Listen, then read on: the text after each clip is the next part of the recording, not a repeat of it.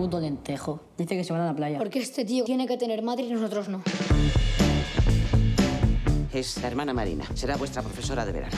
Me gustaría que empezáramos presentándonos. La mayoría de los alumnos están internos entre semana durante el curso, pero algunos viven aquí todo el año. Por favor, apagad eso, ¿eh? ¿Y qué va a hacer? ¿Castigarnos en verano? No quiero asustarla, pero ninguna profesora de verano ha repetido. ¡Corre, corre!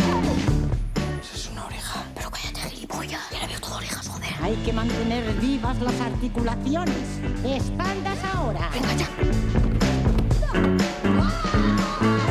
¿No hacen nada especial en verano? Aquí no hay vacaciones, si es a lo que se refiere. Míralos, como leones en un zoo. Hay que tener cuidado con esta, es de las listas. Las monjas se han tirado la toalla con los niños.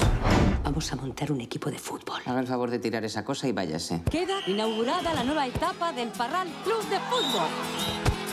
¿Y quién va a ser nuestro entrenador? ¡Yo! Una monja entrenadora, madre mía. Bienvenida, entrenadora. En bloque, en bloque.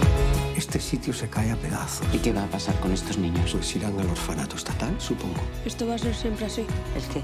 Ir de un lado para otro, estar solo. Yo creo que si entre los tres juntáramos a toda la familia que nos queda, no podríamos montar ni un partido de tenis. ¡Nos va a matar! ¡Esta tía está loca! Quiero que salgáis todos allá afuera y que les demostréis quiénes sois realmente.